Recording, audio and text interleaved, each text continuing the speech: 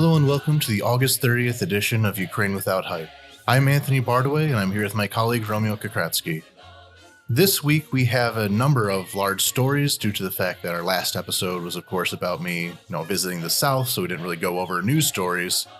But now we have two main ones. We're going to talk about, of course, the offensive and the recent progress it has made despite its many detractors in the West. And the other one being, of course, Prigozhin is dead. We've talked about him a lot. That story is coming to a close. As well as a few corruption stories domestically, as well as some very interesting special forces activities on the part of various, like the Ukrainian intelligence and so on. So, Romeo. One thing that everyone in Ukraine has been talking about has been these news stories out of the New York Times, Washington Post, I think the New Yorker, did something. It seemed as though in about even 1 week span of time, but 2 week span of time up until the beginning of this week, that there is a deluge of these news stories out of Western media, basically saying that the Ukrainian Southern Offensive had failed, talking about how all these expectations were not met, about how the Ukrainian military wasn't fighting in the way that their Western partners did not want them to be fighting. And honestly, them all coming out at the same time almost felt coordinated. I hate to be a conspiracy theorist, but this was very, very bizarre, the density of these stories within a very short amount of time. Yeah, we've seen these stories come out day after day, basically. And they were all saying the same thing. I mean, I really don't think it's a stretch to call this a coordinated assault. They were all quoting anonymous US officials. They were all repeating the same points, and in completely disparate outlets, right? So there's no doubt in my mind, at least, that these stories were absolutely coordinated. Because otherwise you don't really see this kind of thing. You'll see like a story come out where a journalist will exhaustively research some source, but when you have the same story coming out in different outlets, that's 100% a sign of a media operation. Quoting the same people in some cases. Yes, exactly. And they're quoting the same people. I mean, all of these, all of the quotes are always anonymous, but because of the similarity of the quotes, you can basically tell that whoever they're quoting, whoever these anonymous people they're quoting, they're clearly the same people, or at least people who are talking to each other and hold broadly similar viewpoints. And the whole gist was that the counteroffensive has failed, and Ukraine doesn't listen to the U.S. enough. So that was like the basic complaint in all of these stories was the counteroffensive has not given the results it should because the U.S. or because Ukrainians' general staff are not listening to U.S. advice enough. We're using too many cheap Chinese drones. We're not using enough ground reconnaissance. We're not using enough tenets of combined arms warfare, and so on and so forth. And then there's a multitude of reasons why basically all of the objections raised in these articles are, completely spurious. Though I would like to point out that the main thrust of it, that the counteroffensive has failed, is simply false. Yeah, like one of them that blew my mind the most was basically them saying that the Ukrainians were too like casualty averse. Like they wanted Ukraine to do these like big blitzkrieg tactics that kind of they did in the first like few days of the Southern offensive until they realized that they weren't working given the equipment that Ukraine had available, which is, its own topic of not having the kind of equipment that these strategies require. But it turned out that those things led to a lot of losses, and Ukrainians don't like their own dying in large numbers. It's a shocker. Yeah. One of the things that the articles were saying as quote unquote good advice was that Ukraine should concentrate all of its forces around like down through Melitopol and just take everyone, like stop fighting on in the east, draw back everyone, stop fighting in Kherson, just draw everyone right into this push in one giant group into Melitopol. And this is something that a lot of Ukraine commentators have pointed out. The Russians have aviation. They have artillery. They're very good at bombing this shit out of a static position, which you will inevitably have if you're concentrating a couple of 10,000, like dozens of thousands of troops in a single area. These are going to be more or less static targets that can be picked apart by artillery. That's why Ukraine hasn't gone for this tactic at the start of the counter, or since the start of the counteroffensive, like you mentioned, because the Russians did exactly that. And we learned from our mistakes. Spread out forces, their artillery capability, so they're not capable of just picking apart concentrated troop groupings. Make sure that their attention is split, because we know all of the chaos in the Russian general staff has caused their ability to respond to threats on multiple axes to be very limited. Like the reason we are pursuing the strategy we are is because we have tried that particular tactic and it failed spectacularly.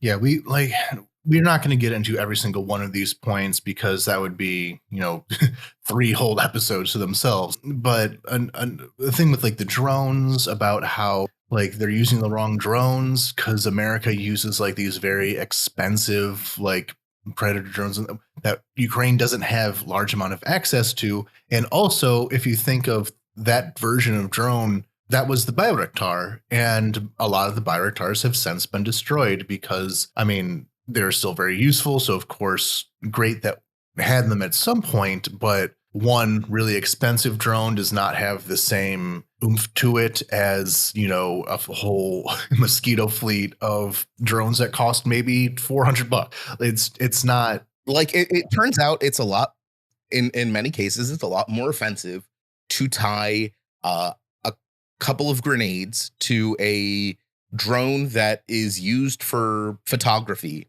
and then send that towards an entrenched enemy position instead of wasting a drone that costs $100K plus to achieve the same effect. Yeah, and there have been complaints about like the American provided drones that were of this really expensive. Again, each and one of these points can be dissected to no end, and each one of them gets people quite animated as we're talking about, because they're so dumb and because any amount of experience on the ground here could tell you why they are dumb.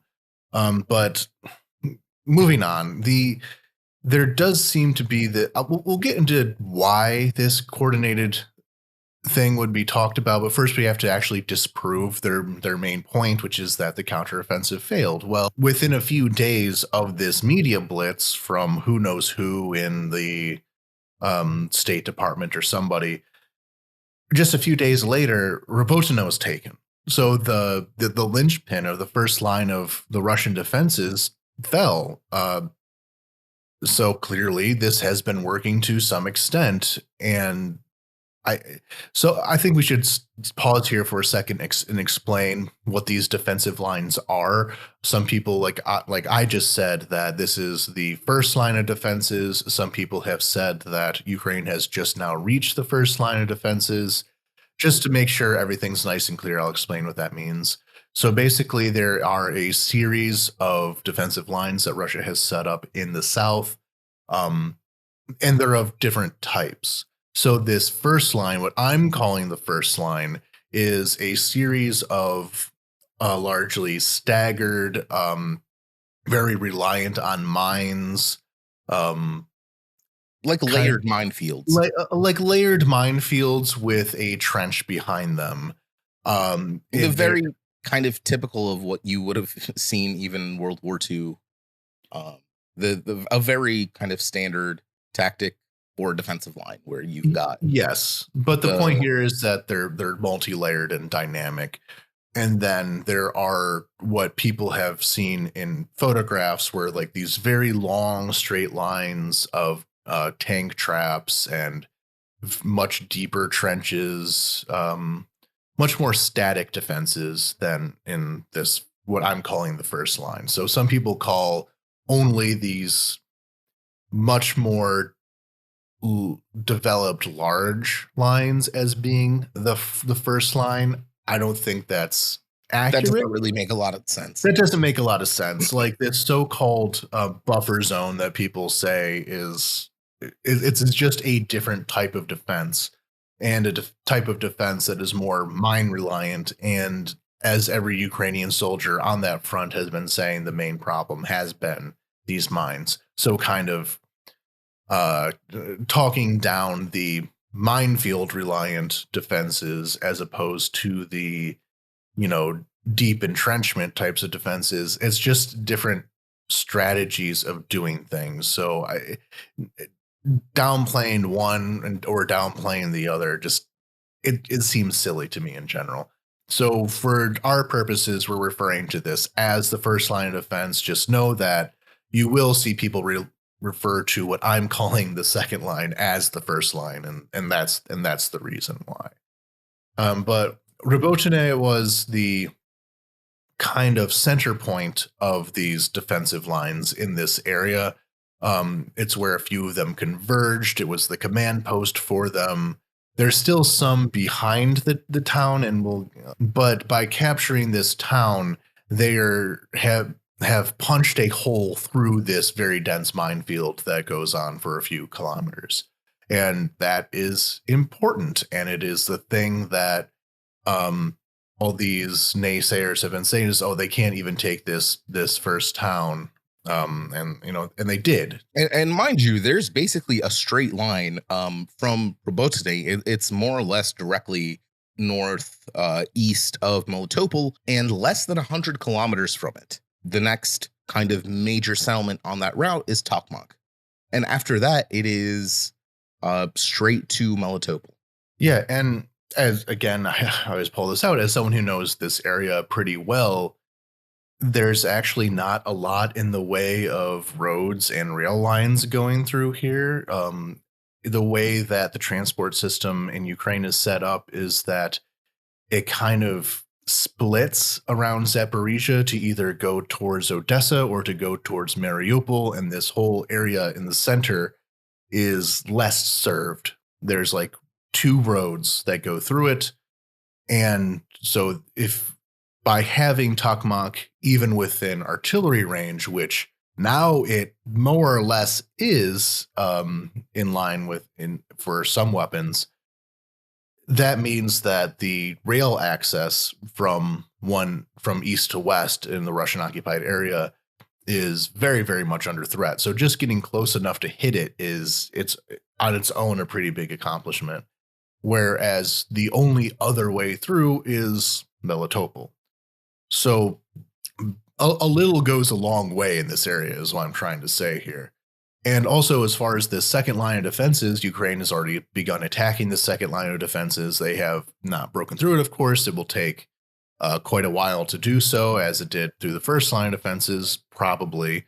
But they have begun to spread out from this attack on this attack vector. They've made it much more secure. They've basically taken more territory on the Ukraine side of this second line of defenses.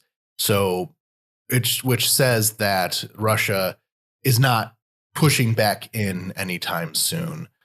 There was a delay in announcing that Robotyne was taken because the Ukrainian military did not want to, immediately lose it to a Russian counteroffensive, then have to say like, oh, we've taken it, then we failed. That would be pretty damning if so. But because we're getting all this information that it was taken, because we're getting all this information that they have broadened the front there, we know that the success has been done and they're working on the next thing. Part of the reason that they're able to do this, though, is because Russia had kind of considered this southern front more or less secure. It was holding. And because of that, they thought they could move away some of their better trained soldiers away from the southern front towards Bakhmut, which Ukraine, as we've been talking about for many episodes, has been making a lot of progress around. And the towns of Andreevka and Klashivka the Russians are more or less driven out of there by now. They've not been taken by the Ukrainians yet, but they're basically no man's land, these towns. The Russians are barely holding on to them.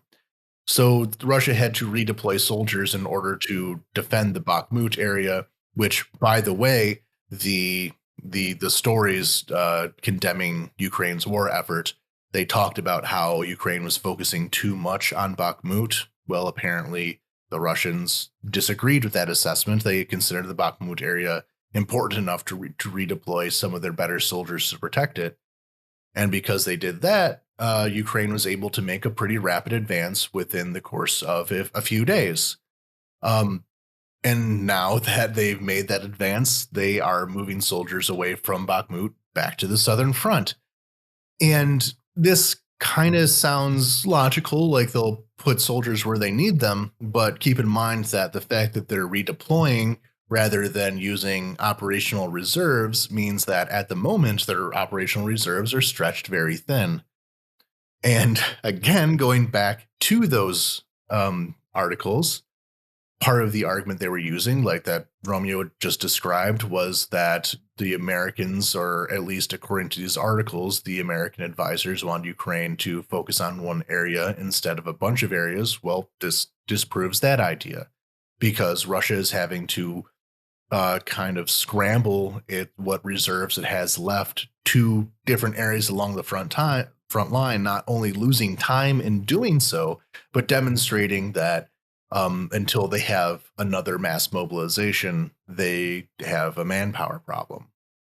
And mind you, I want to talk a little more to the statement. So military officers who are familiar with the operational situation in the area have in interviews explained that there aren't a lot of defenses beyond the second and third lines behind Robotyne. So basically, once all of the defense lines are broken on the way from Robotyne to Melitopol, it's going to be more or less a straight shot to Tokmak and then a straight shot to Melitopol. There are obviously going to be additional defenses around Melitopol itself, since it's a key settlement in the occupation efforts.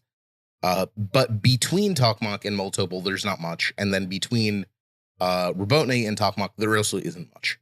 So this whole the whole argument of, well, Ukraine should just get everyone for a push, we like, there is already progress being made till Melitopol. Like, that is one of the strategic objectives that Ukraine is pursuing and succeeding in. And there doesn't seem to be much of a reason to stop doing what we're doing successfully and throw everyone in for a huge push where, again, they can be taken apart by artillery. It doesn't make a lot of sense. And of course, though, when we say that there's only 2 more lines defenses, that Russia could, of course, build more. So there is a time issue. They've started to kind of do that, but then we get back to how a lot of this advice that these articles were pushing, they have relied on Ukraine having the ability to pull off these strategies with the equipment that it has, and has not had the equipment, has not had the F-16s, has not had the combined arms in order to do a combined arms attack. We'd still need that equipment very badly. And a lot of the reason why it has gone so slow, as every Ukrainian watcher has been able to point out, that the allies have been slow walking a lot of the aid that was required. The Abrams tanks are not here. The F-16s are not here, even to the point where recently America said, no, we can't provide the F-16s yet because we can't do the training, and we can't do the training because Ukrainian pilots don't speak English enough to do the training. Well, that's something that could have been pointed out, 2 years ago. 2 years ago, and that problem could have been solved by now. But no, everything has to go so slowly, to the point where this advice can't be followed. It physically cannot be followed. So if Ukraine wants to punch through these lines of defenses in time for any lines of defenses that are new to be built. We still need that equipment to do so, and in order to go through those additional lines, which gets to my point that we've basically been in this episode been talking about what is going in Ukraine's favor in regard to these in regard to the counteroffensive as an answer to these articles. But since Robotyne was taken, there have been another line of bizarre news articles that and different commentary on Twitter and such that I also find dangerous, which is that it's been too celebratory. It's been too, okay, we did it and now it's inevitable. Well, nothing's inevitable. We still need that aid in order to get to these lines of defenses before the Russians can build something up, before they can have another mass mobilization, before they can have another, not Surovikin line, because we'll get to the reason why it can't be a Surovikin line later. These are called the Surovikin line because of the previous commander of the Russian war effort. But the time is still very valuable, and as things are going right now, there'll just be more problems in the future.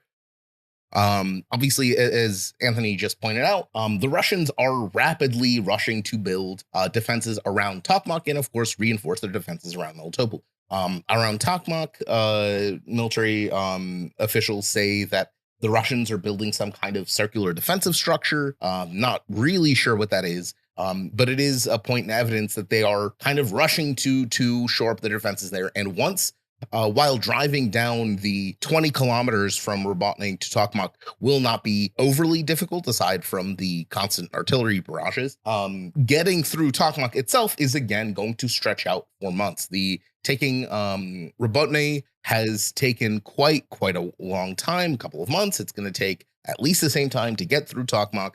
So we're still looking at, 3-4 months of just proceeding down this 100-kilometer line. This isn't a fast process by any means, and every day that's longer is more times the Russians have to reinforce Melitopol, to reinforce Tokmak, and to build new defenses along this line.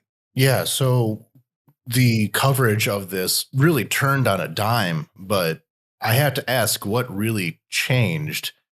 Taking Robotyne happened at, like I said, there was a bit of an accelerated pace in the days prior to that because of this redeployment and such, but it had been going at a very similar pace that whole time.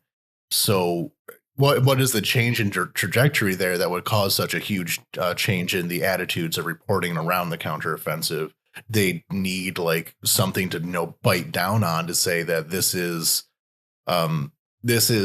the success that we needed to say that everything's working, but everything kind of has been working the same for a while. It just eventually worked. And if you had listened to people in the first place, you would know that things were going at a steady, constant, slow, but forward pace the whole time. But they don't want to pay attention to that. And I mean, every once in a while we do, the name drop of our podcast, Ukraine Without Hype. And for exactly this kind of situation, slow down, calm down, look at the situation from an objective, clear-headed point of view. What was accomplished? What is the direction things are going in?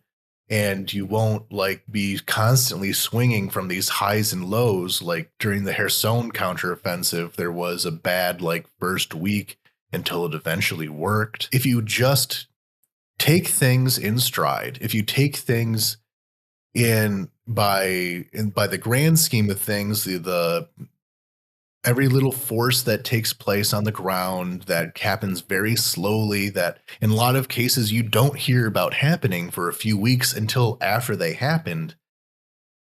You don't have to go from these huge depressing, oh, Ukraine's going to lose the war, everything's a tragedy, to, oh, now everything's going fantastic, we're powering through to the coast and everything's going to go great. Just calm down. And you won't have these huge swings. You won't have these huge bursts of depression and this bipolar coverage of the war. it's not helpful to anybody, because now that things are working, people will think that like the factors that went into it, everything's okay, and they're not. We're missing the equipment. And then when it swings back again to Ukraine going slowly again, people say, oh, it's all a tragedy. Everything's done. Calm down. Everything will be okay. Just follow the course. And there's been another area in the ongoing war where Ukraine has demonstrated quite a bit of innovation and ingenuity, again, mostly due to the fact that partner nations are slow walking military aid, and that is in naval warfare. Now, Ukraine doesn't really have a navy. We had, even prior to the full-scale invasion, I think we had a cruiser and then a bunch of patrol boats. And following the start of the full-scale invasion, we basically didn't have a navy at all. So the kind of naval aspect of the ongoing war and the Russian control of the Black Sea was thought to be uncontested. Well, now that's being proven not true, as we've developed a number of basically naval drones. If you look at them, if you look at pictures of them, they're like encased speedboats that are basically filled with explosives. And they've been used already a number of times by Ukrainian forces to hit Russian naval targets that are out of the range of Neptune anti-ship missiles or other ground to sea based defenses. So notably, there's a recent attack on the Russian oil tanker at SIG on August 5th. With one of these naval drones, and this is something the Ukraine's SBU security service has publicly confirmed, that a naval drone was used in this operation, and it kind of blew up the tanker. I mean, it was an oil tanker. The thing was filled with flammable materials. Its total capacity was about 5,000 tons. Now, of course, we don't know if it was filled to capacity or what. But according to eyewitnesses, it could be seen pretty far out. It was quite a big boom. And the SIG was also previously even sanctioned for supplying the Assad regime. So taking out this thing is a nice bonus. Though the SIG isn't the only thing that's been hit. Ukraine has also struck the Kerch Strait Bridge. That's the bridge that connects Crimea to the Russian mainland with naval drones. It basically is being closed down all the time often. now. Yeah, pretty often. It went from like a one-off attack, last year, got the postcard, the postage stamp and everything, big deal.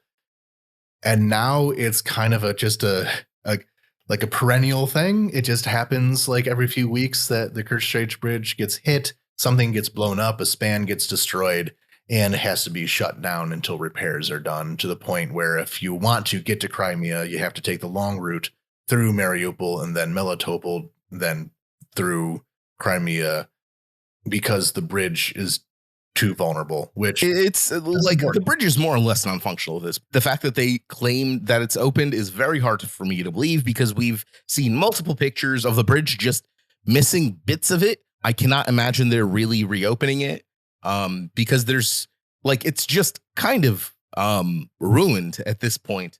And it is continuously targeted. It's one of the stated goals since the beginning of the full-scale invasion is that Ukraine wants to down this bridge.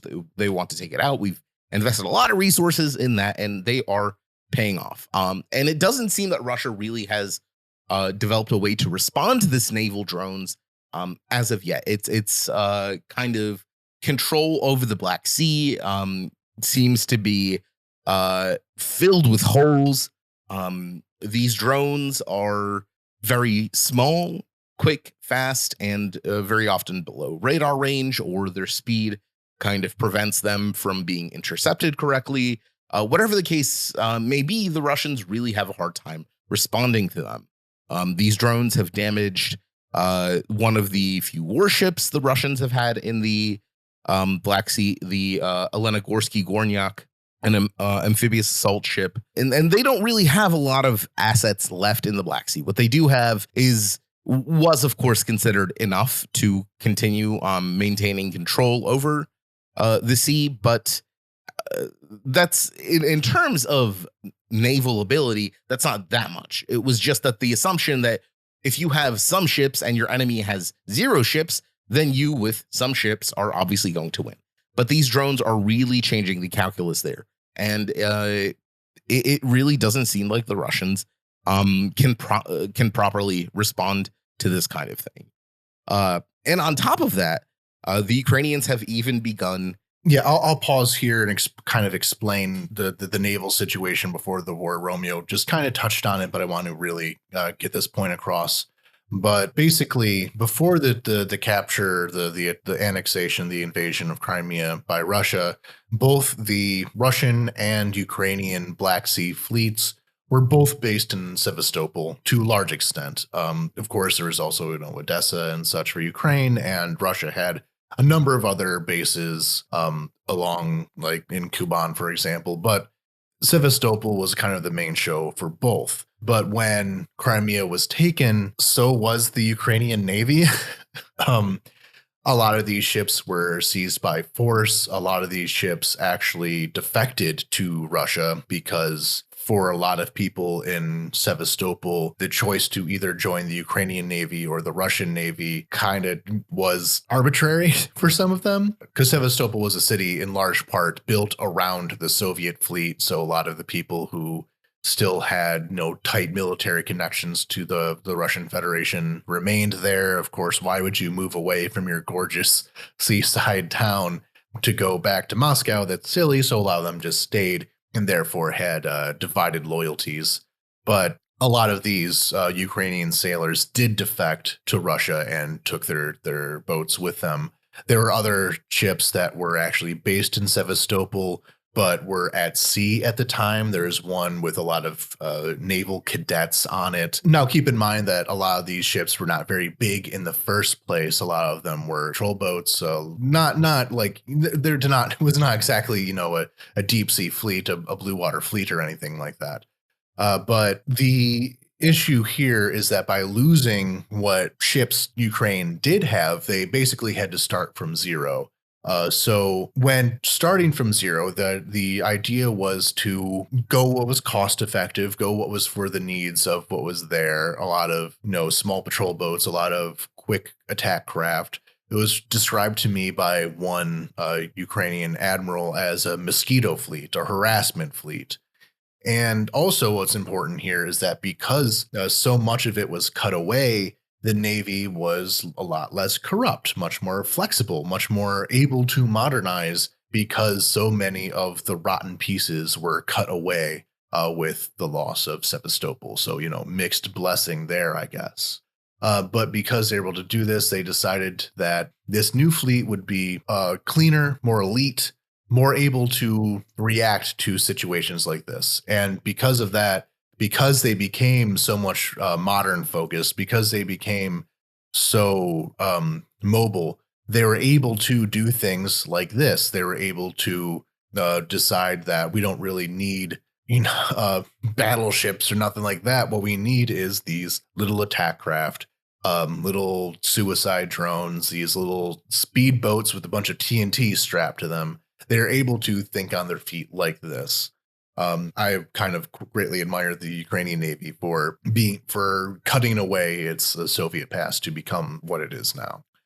But also this idea of things being on the elite side, we also have to look at the special forces operations that have been going on both the Dnipro River and the Black Sea. So I'll start with the Dnipro River. We've been talking in previous episodes about how there have been various raids along the Dnipro River outside of Kherson. So there would have all these different isles, all these little inlets, these tiny swamps and lakes and all that are in the middle of the Dnipro River. Because like most river deltas, things get kind of crazy. So there have been a lot of these raids to take control of the islands in between Ukrainian controlled and Russian occupied territory on either side of the river. And Ukraine has basically had the advantage of this the whole time for the last few months. They'll hit a Russian position, mess things up real bad, and then retreat because holding areas on the other side of the river is a stretch of logistics. The reason that Russia cannot hold on to the western bank of the Dnipro River is precisely because of logistics issues. So any kind of crossing will be expensive and difficult. So a lot of these raids have been real temporary. On occasion, they've been able to hold a beachhead for a few days, a few weeks even. But the other side of it is we don't really know because so much of this has been special forces activity and the operational security on it has been so tight. When we hear about some area being held onto for an extended period of time, we don't really know very well how long they're doing that. We don't really know how many resources are being put into these beachheads. But recently, there has been another at the town of Kozachi-Laheri, a Cossacks village on the opposite side of the Dnipro River. It's not entirely clear what the Ukrainian presence there is now, but at least for a while, they held this town, destroyed the Russian occupation forces there, destroyed a lot of the relief forces sent to dislodge them. They basically have the run. They can do what they want in the Dnipro River, it seems, at this point. We've also seen a lot of Russian telegram channels of people in these Russian units holding these areas talking about how, oh, we don't have artillery support. We don't have reinforcements. We don't have this or that and the other thing. Our officers are abandoning us. Because in large part, the forces that were sent to defend the Russian holdings there were sent to defend Zaporizhia, getting back to our idea from earlier about how Russia, rather than being able to use reserves, are just moving pieces around the board and are getting caught whenever they do so. So Kozachi-Laheri, some other places along the Dnipro River. Again, I don't fully expect there to be a crossing in force because that is logistically difficult. But by kind of hitting at the backfield of the Russian defenses in the eastern side of the Dnipro River, it's just another way that they are unable to fully keep their footing and balance themselves while Ukraine attacks them in different places. And then this other special forces attack, which was absolutely spectacular. I have no idea how they're able to pull this off. A special forces group of the Ukrainian military intelligence launched a raid on Tarkhanskut, Crimea.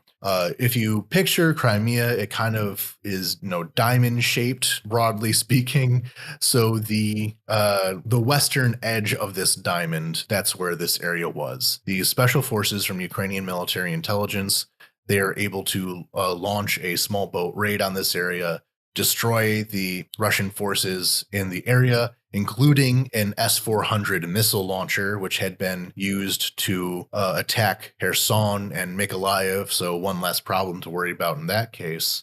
Of course, it wasn't a huge raid. It was very, black ops kind of thing, but very effective on one hand. And on the other hand, the fact that Ukraine is able to do this to Crimea, to put actually boots on the ground in Crimea, is yet another way that the Russian hold on the peninsula is quite weak. So we are talking about how the Kerch Strait Bridge is no longer reliable. Well, at any point, there can be, Ukrainian frogmen showing up on the shores of Crimea and, murderizing a bunch of Russian soldiers. It makes holding the Crimean Peninsula that much more expensive and dangerous for Russia to do. And that is Ukraine's strategy for retaking Crimea. They haven't, said it super, super directly. They've kind of intimated it a few times. They don't want to really get too official about it. But it seems as though the strategy to retake Crimea is not to have so many direct assaults down heavily defended, narrow, mountainous terrain, but rather make it too difficult for Russia to continue to hold it. And Ukraine isn't even close to reaching the borders of Crimea yet and won't be for quite a while, maybe another year even, but they've already begun that process of making Crimea untenable for continued Russian occupation through these special forces raids. And again, it was a remarkable effort. And you have to consider the psychological impact that making this kind of landing has on the Russian command, basically showing them that for all of their 8 years of militarizing the peninsula, of turning into a fortified base, And none of that has paid off. And we can, or at least the message that the Ukrainian military wants to send to the Russian command is that we can stage landings at Crimea at our leisure. We can attack coastal defenses at our leisure. And there is absolutely nothing you can do to stop us. Of course, a lot of that is going to be typical posturing, but this is kind of the direction that the Russians are going to be thinking, and the direction that the Ukrainians want the Russians to be thinking is for them to start considering that maybe their super militarized peninsula, the jewel of the Black Sea, is not as Russian as they would have preferred. Yeah, so when you're looking at the southern offensive, the counteroffensive, just know that that is not the only thing that is happening as far as Ukrainian military movements are concerned. There is also this naval war that is much more based on raids, special forces, intelligence, hush-hush secret stuff that you're not hearing about, but is very much going in Ukraine's favor. So just keep that in mind as well. And one more story about special forces stuff that is not naval based, but rather air based. There was another fascinating story of a Russian helicopter pilot who took his cargo helicopter and that had a bunch of parts on it for repairing military vehicles, who was apparently bribed to fly it over to the Ukrainian controlled side in the Kharkiv region and deliver it to the Ukrainian military.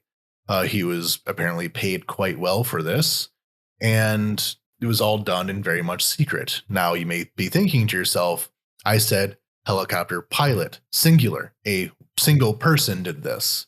But manning a helicopter is a complicated thing, especially a large one that is able to carry parts.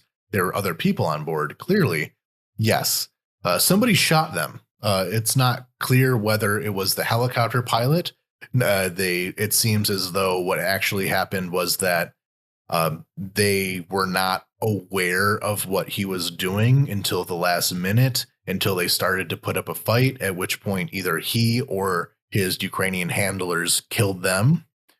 Apparently, his family has already been taken away to safety outside of Russia.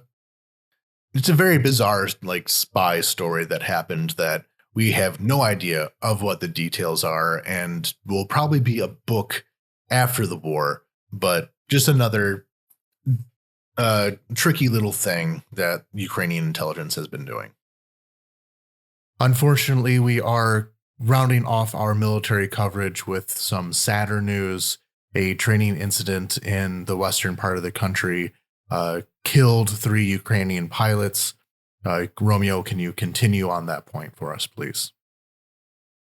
A bit of a depressing story, which is the death of 3 Ukrainian fighter pilots over Zhytomyr a couple of days ago.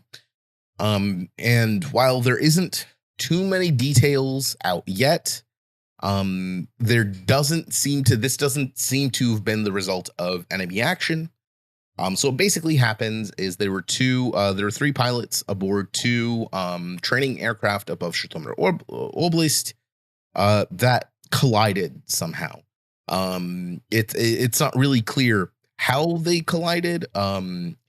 According to the State Bureau investigation, their preliminary findings say that this was caused by a collision during a turnaround maneuver. So maybe they were trying to synchronize a turnaround and somehow collide. Again, it's not entirely clear how this happened, but it did kill 3 of the pilots.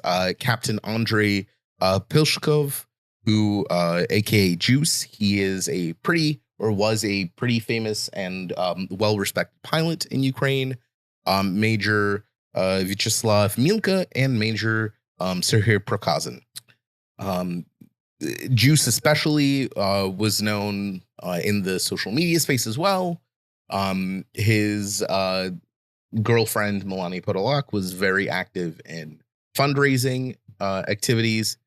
And honestly, it's just a giant tragedy and a huge loss for Ukrainian aviation, because we don't have that many trained fighter pilots in the first place. This has been another complaint from partner nations about why they've been slow walking aid, especially in fighter jets, is that we don't have enough trained pilots. And losing 3 of them, especially Juice, who has been described by many sources as kind of the star of the Ukrainian Air Force, is a huge blow. Again, the details for the collision are not clear. It's very likely that whatever the true cause is going to be classified until after the war. But if we do learn anything, of course, we'll report it in our in whatever episode that we learn about this. Yeah, I believe his funeral was actually, at the time of recording, ongoing. I believe I saw that it was at 11 in the morning of Tuesday, which that's what time it is right now as we're speaking. So I'm pretty sure his funeral is happening at this moment at the main Greek Catholic Church of the city.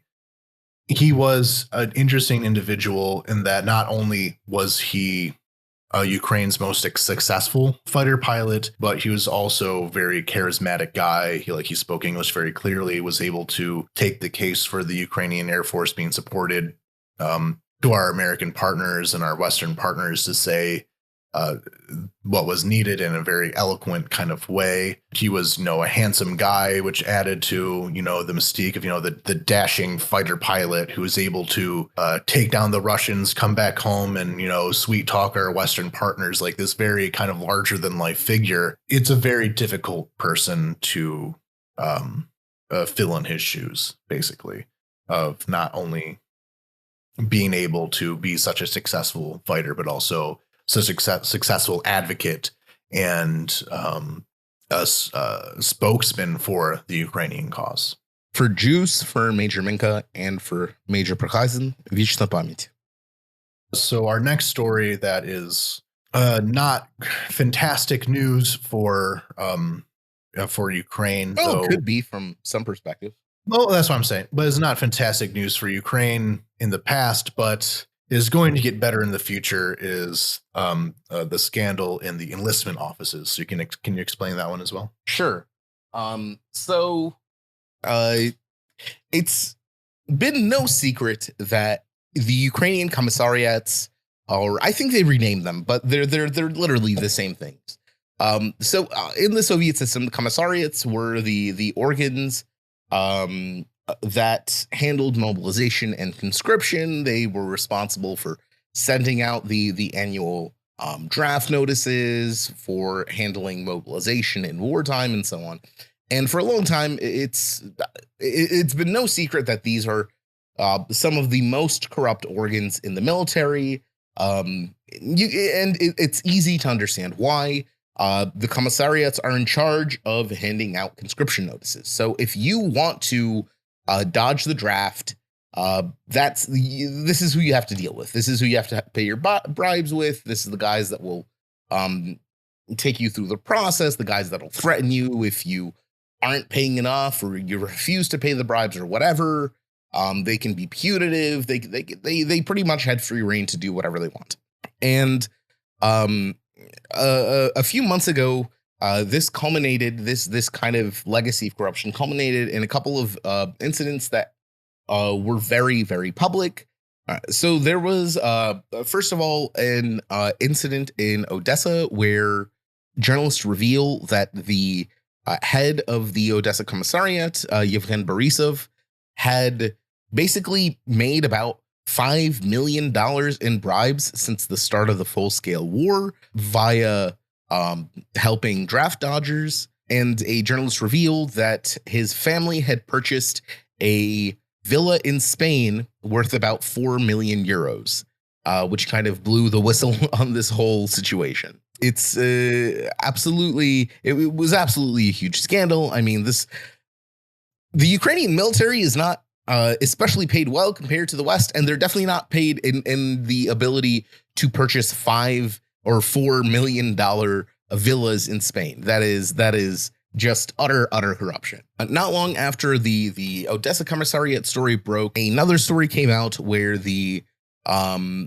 head of the Rivne Oblast Commissariat, along with the head of the Rivne District Commissariat, beat a service member with a bat for presumably not listening to their orders. And again, this went completely viral, was incredibly public. And the service member had won a bunch of awards. He was kind of a war hero. And the fact that he was beaten by these commissariat heads was completely it was completely beyond the pale. Almost like barely days after that story broke, President Zelensky called for an investigation into every single commissariat in the country. And just like a week after he had started this inspection, he called it off and said, "We've found really disturbing news from every site." And mind you, a week is not really long enough to investigate every single commissariat in the country. So for the Zelensky administration to cancel this inspection after a week, it must have been immediately obvious that this situation was unsalvageable. And it culminated in Zelensky pretty much firing every single head of every single military commissariat in the country. They are all fired. A number of them have been arrested. The rest are under investigations or facing charges. Basically, the entirety of Ukraine's the entirety of the leadership of Ukraine's conscription and mobilization system has been deemed corrupt, incompetent, and unfit for use by the presidential administration itself. On the kind of plus side, so these guys are all gone, and mind you, there's been so many stories of people receiving mobilization notices on the street or being threatened to accept mobilization notices and so on. And there is really only one legal way to receive a mobilization notice in Ukraine, and that is you get a official note to your registered place of residence. And that's the only way. If someone grabs you off the street and hands you a mobilization notice, it is not a legally obtained notice. You are not obliged to follow it. There have been tons of stories of people being grabbed and given mobilization notices only for them to show up at the commissariat, and the commissariat learns that these guys are not actually eligible to be notarized. Either they work and they already work in a military capacity, or they're on the list of critical employees for some industry or some business, or they work in the military industrial sector. And this kind of inefficient illegal crap works when you're not in the middle of an ongoing war, but it is completely unacceptable in the middle of a full-scale invasion where we're fighting for our very existence. So Zelensky fired absolutely all of them, and he has stated that they are going to be replaced with officers who have served on the front lines in combat, presumably to both mollify kind of public anger at this whole situation by saying, "Hey, look, guys, we understand this is a bad situation. We're to put guys who've been on the front, who know what's going on, in charge of mobilization, and likely to try and bring the mobilization and conscription kind of requirements in line with what's needed on the front." A very common complaint from frontline commanders, especially for the past year or so, that a lot of the conscripted soldiers are completely unmotivated. They're being assigned to posts that they are unskilled at or share no skills whatsoever with, and they're just not high quality men, not guys that you really want on the front. And that is likely a consequence of these very, very corrupt conscription officials accepting bribes, letting people draft dodge, and basically forcing in whatever's left, whatever dregs are left into lines just to fill their quotas. So now that the commissariats are kind of being reformed, that they're going to be headed by combat officers, hopefully we'll see an improvement on that end. Though Of course, bribery commissariats is still going to be widespread. There are lots of people who feel that their ability to pay bribes means that they don't have to serve on the front or they don't have to serve in the military. And it's my sincere hope that they're going to be sorely disappointed by those results. Yeah, one thing that I heard in Odessa, actually, from a colleague there, is that actually in Odessa, this problem of the military commissariats were actually significantly worse than they were elsewhere in the country, which makes sense. Odessa is a famously corrupt city, so any problems that would exist on a national level would probably be even worse there. But yeah, there's always been these complaints. I've heard from soldiers about how basically the guys at the the guys running the commissariats are basically whatever, connected person who wanted to be able to say they're in the military but not do anything dangerous. They would be kind of skirted off to these commissariats to be able to accept bribes, to be able to profit off of things. This has always been like the most corrupt, most unreformed part of the military. Just the idea of things being required to go to the registered address even is kind of like this weird Soviet kind of backward consequence of the Soviet. Yeah, this weird kind of backwards way of thinking, because for one, a lot of people don't live at their registered addresses.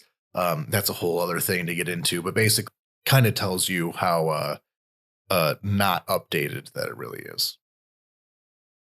Okay, so that was one corruption scandal that's currently ongoing and hopefully being resolved. But there is one more within the Ministry of Defense about Defense Minister Reznikov. Can you tell us more about that? Yeah, this might be the bigger story, strangely enough. Defense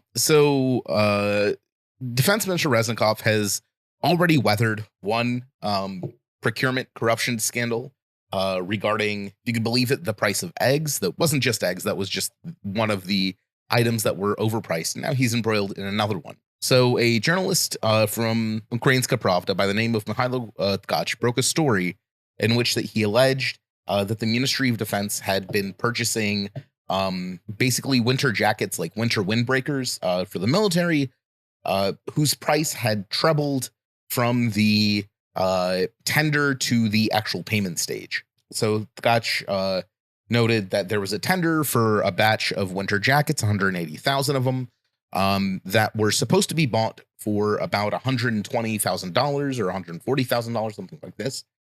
But when it came to the payment, the jacket's price had ballooned to $421,000. Scotch further noted that the company that the MOD had purchased these jackets on, which nominally was registered in Turkey, was actually owned by the nephew of a Servant of the People MP. Servant of the People is the current ruling party in Ukraine, founded by President Zelensky when he kind of launched his political ambitions. So this obviously is a pretty big deal. If these allegations are true, it represents, hundreds of thousands of dollars from the military budget being directed into what is essentially the pockets of the nephew of an MP. And Reznikov, instead of kind of, acknowledging this problem, promising to launch investigation, being transparent, instead he took to attacking Tkach on social media, denigrating him, writing screeds about him. And he went as far as to do the same with the head of the Parliamentary Anti-Corruption Committee. Typically, when a minister starts belittling the MP who's on the Committee for Anti-Corruption, that's not typically a great sign for their innocence in a given matter. And Reznikov's defense of the whole thing was also pretty odd. He claimed that the discrepancy was because the MOD had mistakenly purchased summer jackets instead of winter ones, though he didn't really explain why summer jackets would cost 3 times as much as the winter jackets. He didn't explain why this Turkish company is owned by a nephew of an MP. He didn't explain how the company gained the tender in the first place. It might be surprising to hear, but Ukraine does in fact have rules about procurement. Prior to the full-scale invasion, this tender, like all government tenders, would have had to go through the Prozoro, aka transparency system. This is like an online database where tenders are posted publicly, and some tenders still are. But obviously, since the start of the full-scale invasion, the database has largely been classified, and tenders no longer have to go through that process. So Reznikov is really not looking well there. This, coupled with the earlier egg procurement scandal, has really put the defense minister on shaky ground. And there are rumors that Zelensky has already drawn up a shortlist for Reznikov's replacement. So he is likely on his way out as a result of all of this. Now, there hasn't been any formal announcements of charges against the defense minister. No one's said that the defense minister is somehow involved or has somehow benefited from these corrupt schemes, if that's what they are. But it is very odd for Reznikov to spend time out of his day to, get into a pissy fit, basically, online with a journalist instead of doing his job. He is a defense minister of a country at war.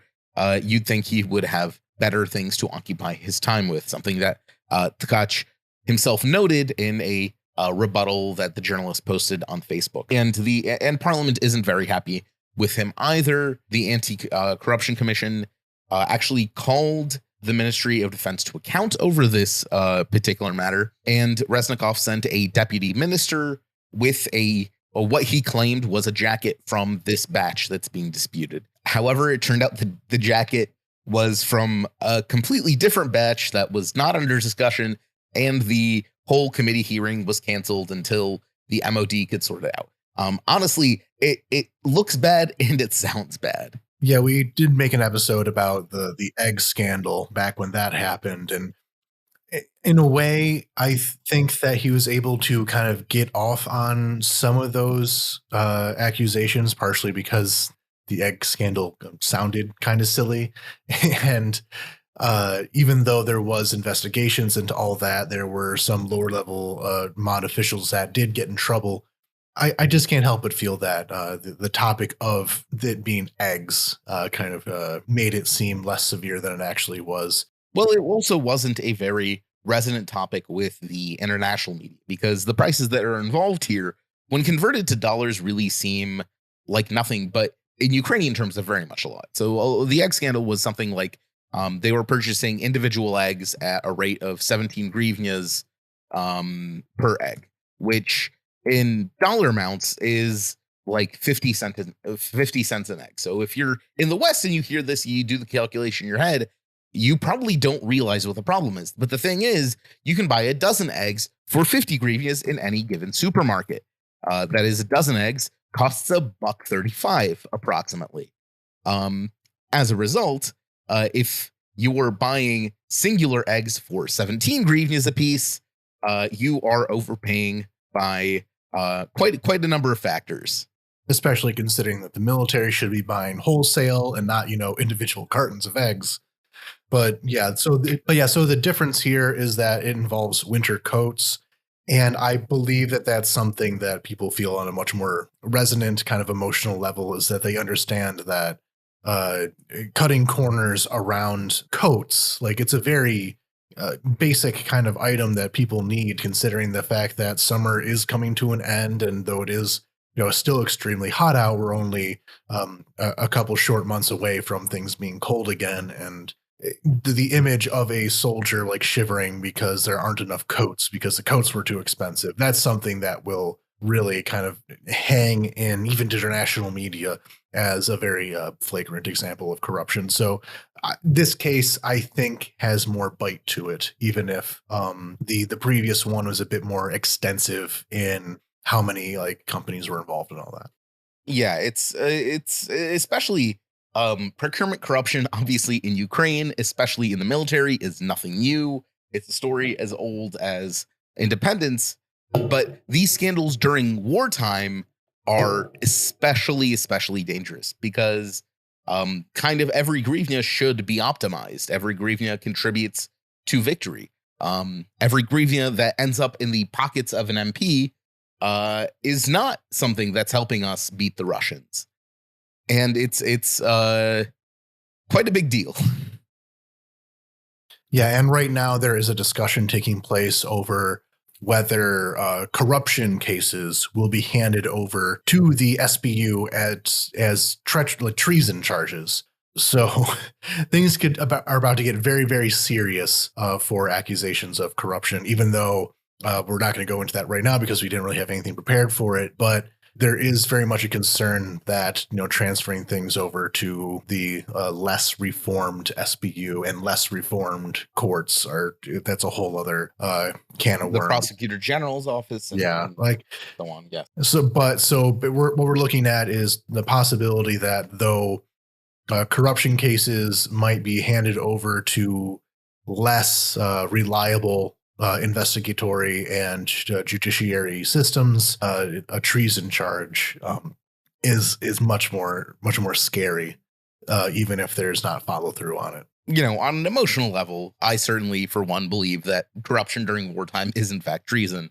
But there aren't a lot of independent kind of agencies or bodies in Ukraine. A lot of bodies fall under the sway of ministerial level organs, or a lot of the executive bodies obviously fall under presidential authority directly. Ukraine really has only 3 independent anti-corruption bodies: the National Anti-Corruption Bureau, or NABU, the National Agency on Corruption Prevention, or NASC, and the Specialized High Anti-Corruption Court. And these 3 bodies are widely considered by both Ukrainians and international experts as independent. And taking cases away from this is often seen as a sign of corruption or bias or so on. Zelensky himself is under a lot of domestic pressure, especially because of his retention of Oleg Tatarov, who is a deputy chief of staff in his administration. And Tatarov is a very shady guy. I think we'll definitely need to do an episode on him at some point.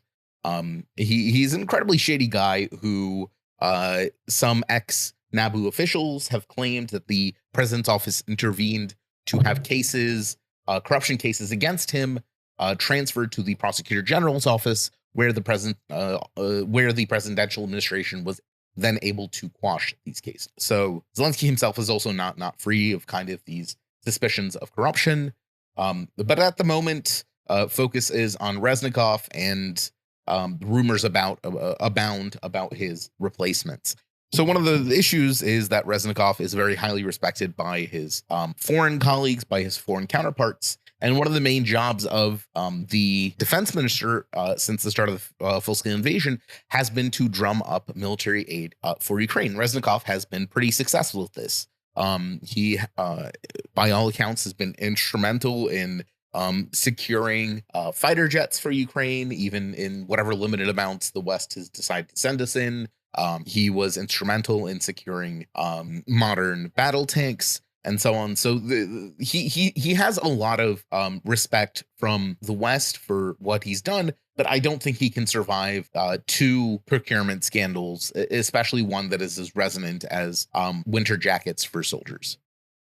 Yeah, and although we did talk about some of the possible changes to the anti-corruption system in Ukraine, I think that anything having to do with Reznikov would come down to a political solution rather than a legal one.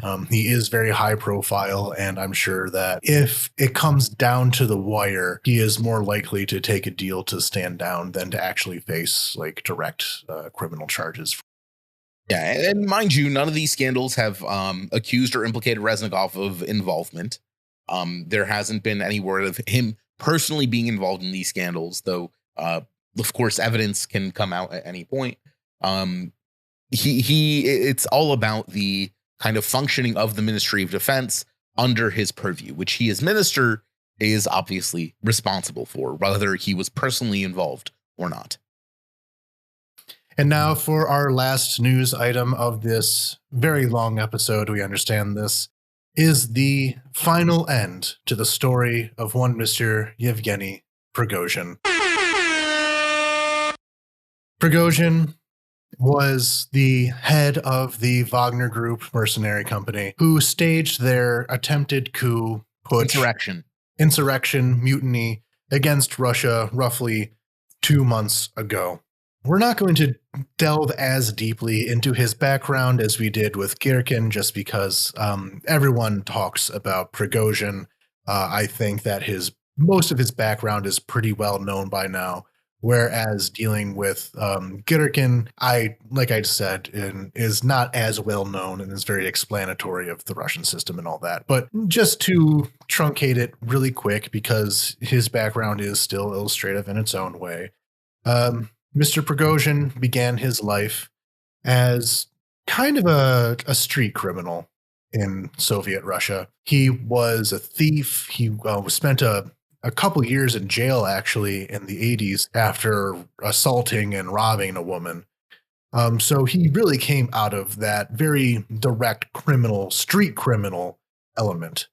But the thing is, when the Soviet Union fell, who was actually in place to man the white market economy, the legal economy? Well, who else other than the people who were already involved in the black market economy? So Prigozhin, like many of his fellow colleagues within the criminal underworld, quickly turned to become kind of legitimate businessmen. So he invested in a lot of things having to do with food. He began as a grocery store owner. Well, first he began selling hot dogs that extended into grocery stores, which became restaurants, which became catering companies, which became extremely successful in the St. Petersburg of the 90s, which apparently is when he first met up with a younger Vladimir Putin, who at the time was a liaison between the St. Petersburg city government and businessmen of the less reliable variety, the criminals and these kind of people who had their foot in both the black and white markets like Prigozhin. It was Putin's job to deal with them, and apparently they developed a working relationship all the way back then. More recently, many people may have heard of him through the Internet Research Agency, aka the Russian troll farms. Now, I actually had a friend from Russia who was nearly recruited into this troll farm back in the 2000s, because at the time they were just trying to hire up everyone who was able to speak English. This was a major push by the Internet Research Agency to spread propaganda as much as possible. Although I should say that my friend did not take that job offer, had some actual dignity. So that's where Prigozhin really built up his reputation as a Mr. Fix-It for the Putin system. He was already doing this kind of freelance propaganda on behalf of Russia through the research agency. And that was very successful. As we've seen lately, Russian propaganda runs thick through many internet outlets as well as more respectable ones. And a lot of that does have to do with efforts such as his. Though recently it did become more defunct. Later on, he formed the Wagner Group. The Wagner Group was a mercenary company, and clarify, we say he formed. Likely this was an initiative launched by Putin to have a semi-unaffiliated military force that he could use without involving Russian state resources. And even then, it was really more formed by its, more directly formed, I should say, by its commanders, such as Utkin, who also dead, by the way. We'll get into this. Prigozhin was more the money man, more so than the organizational head or anything like that. So Wagner Group gets its start by supporting the Russian invasion of Ukraine back in 2014. At the time, it was a pretty nascent group. It was much smaller. But as time went on and its fortunes grew, it attracted more and more soldiers until it became more or less the premier military unit in the Russian armed forces, even though it wasn't, officially the Russian armed forces. Of course, offered higher pay, which meant that any soldier who was looking to do more soldiering and wanted to, make it an actual livelihood rather than a crappy little bureaucratic job, essentially, got shuffled away to Wagner, where they became this very highly motivated, very well equipped fighting force. which was so after this initial stage of the invasion of Ukraine, where things kind of settled off into a cold conflict for a few years until 2022. Wagner Group then spread out all around the world, although primarily in Africa, where they're involved in conflicts throughout the continent. Central African Republic was a very major part of this, where they basically were kill squads. In Mali, they were a kill squad, killing hundreds of people on behalf of some very nasty folks. But in the process of this, they were able to secure contracts to, for example, be in control of various mines and other natural resources, and overall became very, very lucrative. So fast forward a bit to, of course, the current war, the current large-scale invasion.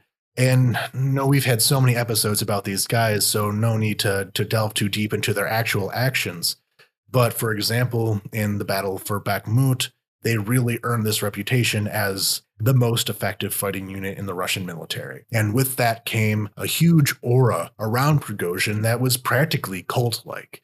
He was, a hero to these ultra-nationalists in Russia who saw the Wagner Group as something more pure than the kind of corrupted Russian military forces. They saw Wagner as not necessarily out for just money, although there was way more money in Wagner. But I mean, it was explicitly a mercenary company. Explicitly a mercenary company, but it had something of a religious feeling to it, like in often a pretty literal sense. Like there was rituals and everything around these people, so it wasn't just about the money. It was about, or at least to the Russian ultranationalist public, I'm sure to Prigozhin, it was all about the money.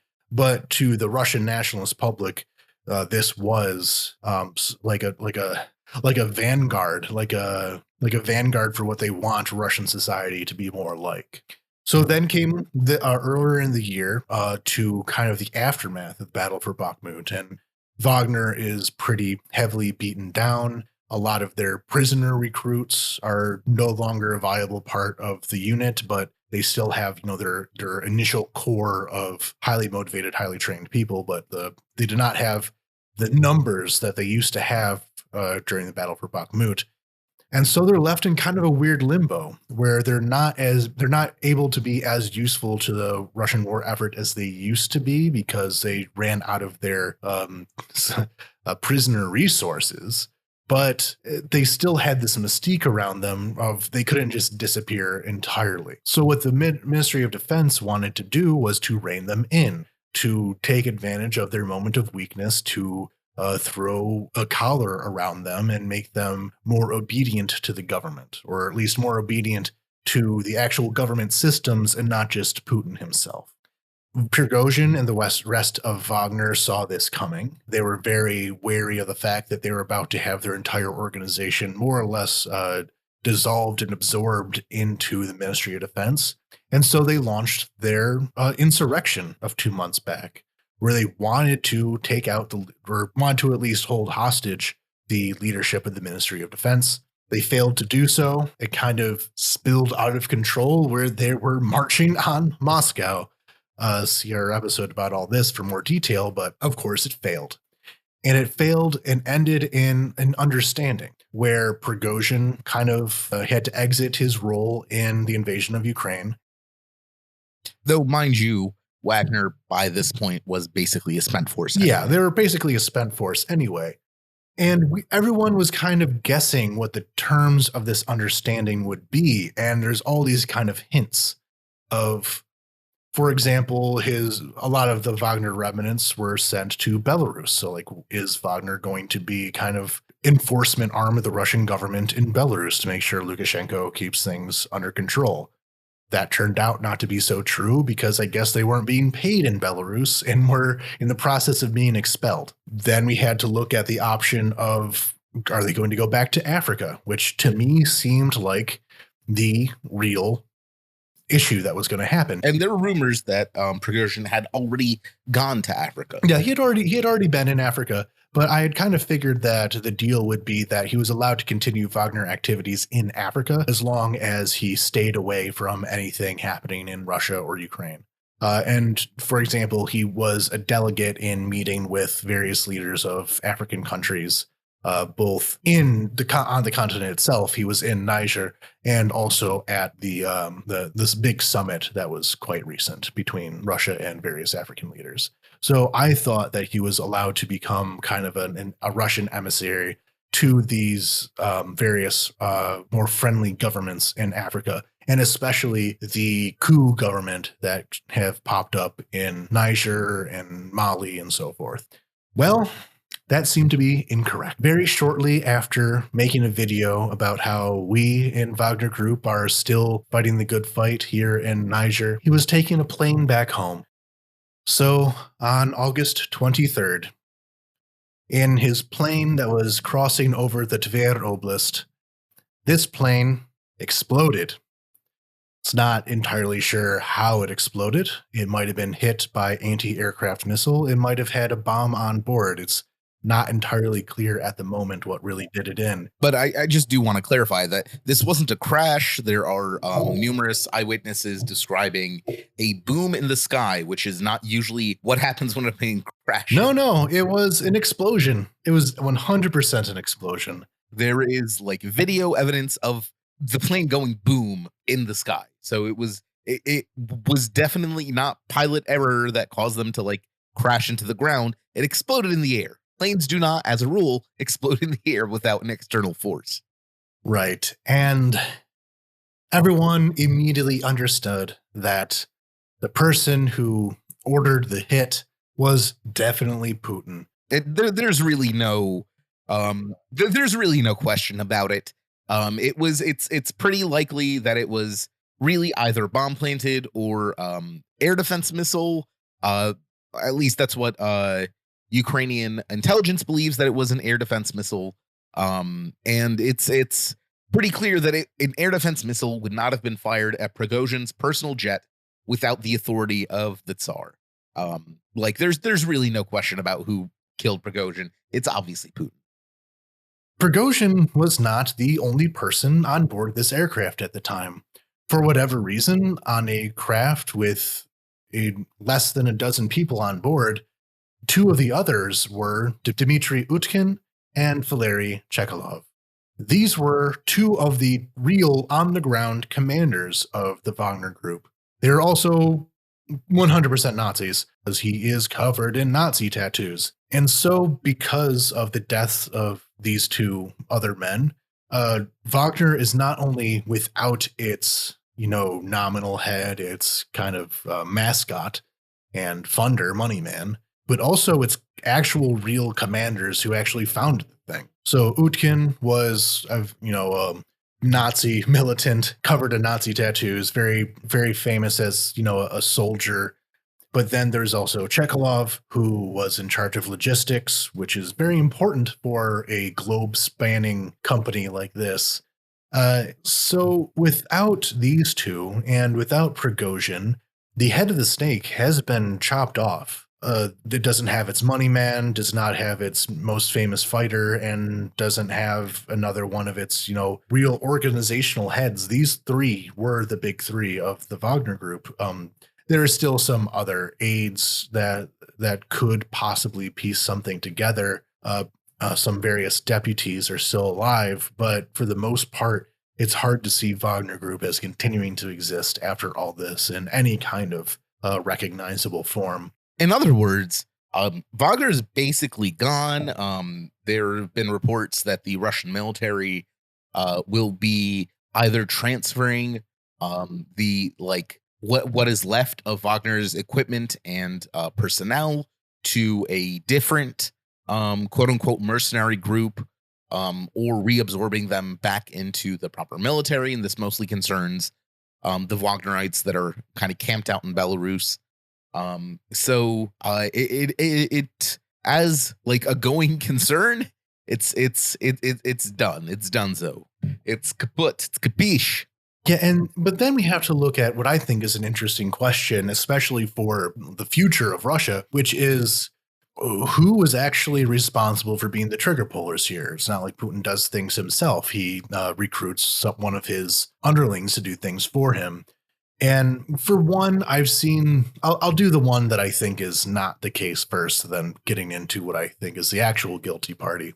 I've seen some discussion about it being done by Ramzan Kadyrov. The Kadyrovites have been used to get rid of troublesome Russian figures in the past, such as Nemtsov, the famous opposition political figure who was assassinated immediately outside of Red Square by people connected to Ramzan Kadyrov. So this is their normal role. But I don't think that's the case. For one, it does seem outside of their specialty, for one.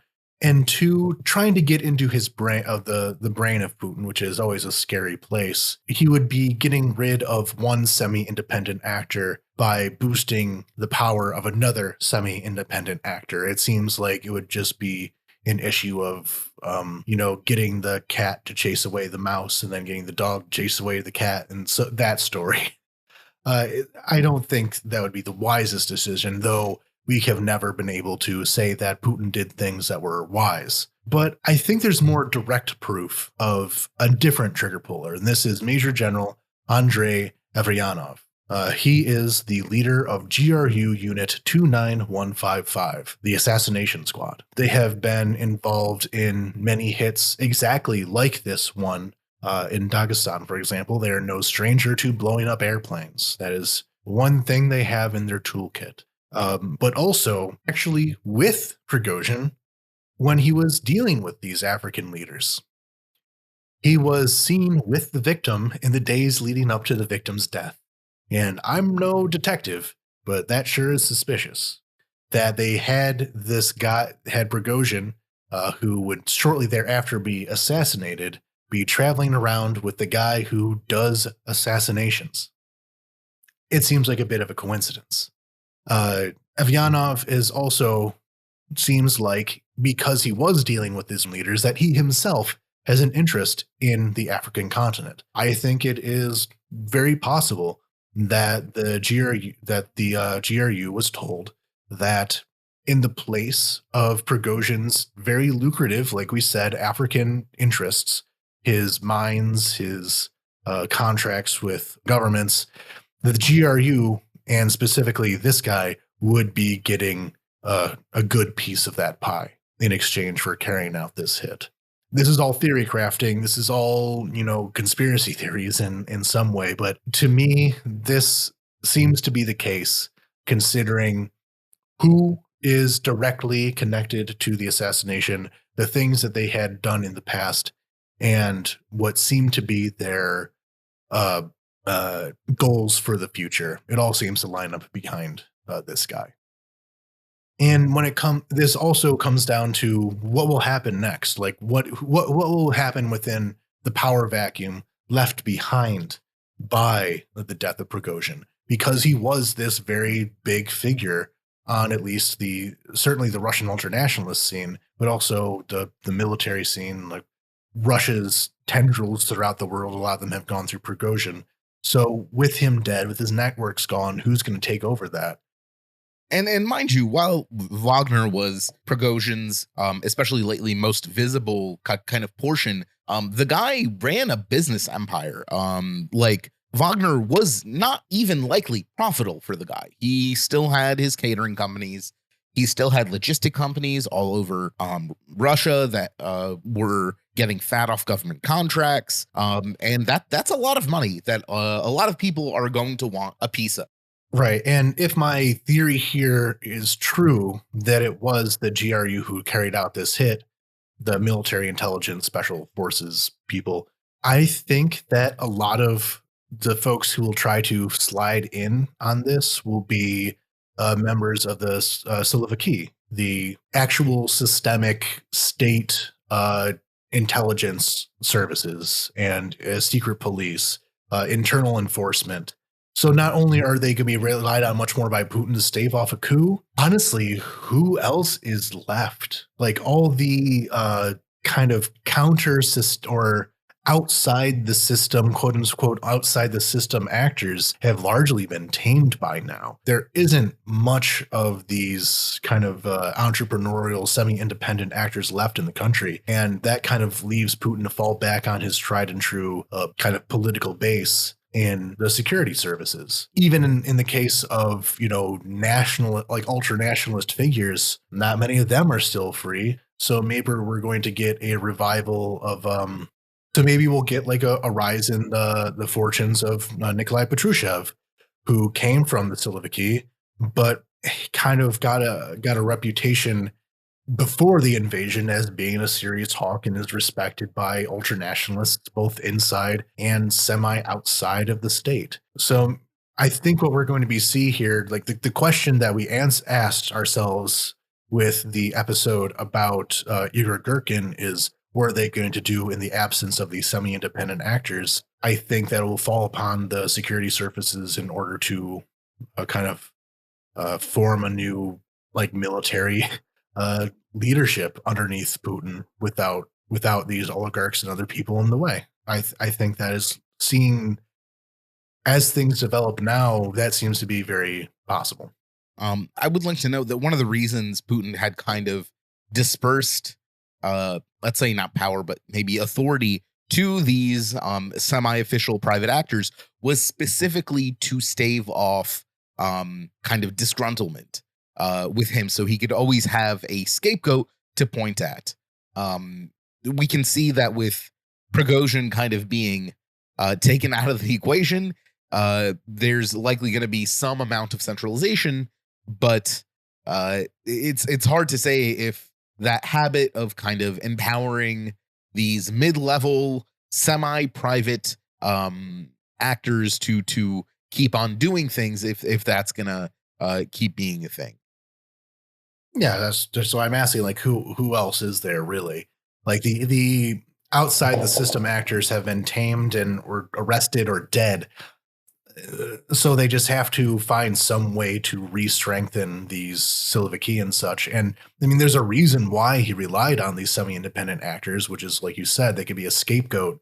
And also not just a scapegoat when things go wrong, but be able to be a relief valve for people's anger when things go wrong. For example, a lot of the ultranationalists who are in favor of the war, but might see Putin himself as weak or the Ministry of Defense as weak, they could attach themselves to the image of Wagner and say, like, yes, we are the real people who support the war. It's these, these different boyars who are the problem. Now, without an officially sanctioned way to be mad at the government, they lose that relief valve, and they're going to have to make the decision to actually be mad at the government or just fold back into the system, and in doing so, lose a lot of their potency, because a war needs an ideology. And without people like firebrands out there saying, like, yes, we are doing this in the name of Holy Mother Russia, if it all just falls down to boring bureaucrats being in charge of things, the soldiers will lose what little fire that they may have. And that's fantastic for Ukraine, but very dangerous for Russia. And like many Ukrainians said, so right after Prigozhin's death, there was a outpouring, obviously, from the mill blogger, ultranationalist Telegram crowd in Russia, threatening a second march on Moscow, and that they were going to start looking for answers, quote unquote, from the Russian authorities. And as people in Ukraine said, I wish they would. We wish they would. There's nothing sweeter at the moment than seeing Russia fall more into civil chaos. Yeah, I mean, maybe these ultranationalists will actually see. I sure do hope so. See, like, their future within the Russian system as being in question, we'll say, and want to do another insurrection, maybe, or be recruited by other people within the system to fight against each other. That's fantastic. We would love it. I just think that by doing so, Putin, as of right now, Putin has really cut the legs out from under that movement pretty effectively. And so something else will have to come along to kind of bring them back together. And like I said, all the main candidates for that kind of position are all people within the system. Yeah, and mind you, like these guys aren't going to go anywhere. Yeah, they're not going away. So Like, without an escape valve, they're still going to be around. Yeah, so without that valve, the pressure will keep on building. And I don't know. We kind of talked about how in the previous episode about basically how the Russian system has been effectively dismantled and is trying to build up a new set of social understandings. Having a bunch of angry, armed, trained, who have already killed people, ultranationalists roaming about without like an easy way to deal with those emotions. That's not very healthy circumstances for Russia trying to build up a new system. In general, not healthy for the world because they are in a position to actually take some kind of power, and that's bad. But also not healthy for, the Putinist system who've been trying to keep these people on a leash. But that is all very, very much in the future, and we really have no idea. And it has already been an extraordinarily long episode. So we're not going to burden you any further. Except, of course, with this one more thing, which is that General Surovikin, the former head of the Russian military effort, who was quite close to Wagner, but when it came time for the insurrection, decided not to support them and try to actually get them to stop what they were doing. He had spent the previous 2 months in some kind of house arrest or off the grid in one way or another, but now it's official. He has lost his position as the commander of the Air Force, so he's gone. And the other is that Jan Petrovsky, one of the leaders of the Rusich group, a unit within the Wagner group that was considered a bit more like full-on Nazi, like neo-pagan Nazi group. So Petrovsky was in Finland, where he was arrested and is being held on terrorism charges for his activities in the initial Russian invasion of 2014 and 2015. So these 2 more pieces were taken off the board. If you would like to support Ukraine more broadly, you may go to our link tree in the description. If you'd like to support this podcast directly, you can go to patreon.com/Ukraine without hype and join one of our support tiers. We have the Discord up. I've been liking our Discord. There's been some good stuff in there already. We are trying to expand into YouTube and have already started putting our audio episodes there. So subscribe to us on YouTube, onto TikTok, around there as well. Just episode previews, and are trying to stretch our legs a bit into the various media ecosystems. So I would now like to thank our supporters, who are Deborah Grazer, William, David Shepard, Dawson, Giorgio, Ivana Krakratskaya, Michael Drucker, Anna Karen Person, Anonymous, Betikan, Dennis Napalm, Devi, Dimitri Litvin, Etene, Jan, Jenny Louise, Justin Devendorf, Kevin Albritton, Michael Wickman, Mike Perone, Sander Bongers, Shieldwall, T. Bart, Vivek, Adam, Aidan McDowell, Alex Grochmal, Anastasia, Barbara, Big Rob, Captain Technical, Chris Bennington, Crystal Burns, Daniel Spring, David Wall, Emily Bavona, Eric Honnold, Grace Krause, Had to Laugh, Jacob Hoem, James Wise, Jerd, Julia Lindsay, Laura De Leon, Levy Grove, Marguerite Marks, Marianne Abbs, Matt Miller, Melissa Kaselko, Another Anonymous, Noam Hart, Paul Bailey, Randy McNerlin, RDK, Sanjay, Scott Barry, Scott Gengris, Scott Tarkayuk, Steve Bien, Stuart Akers, Subtle Knife, Thomas Sobiek, Veronica, Victoria Leontineva, and Wandering Lens. Thank you all very much for your support. You are what make everything possible. And until next week, Slava Ukraini. Героям слава!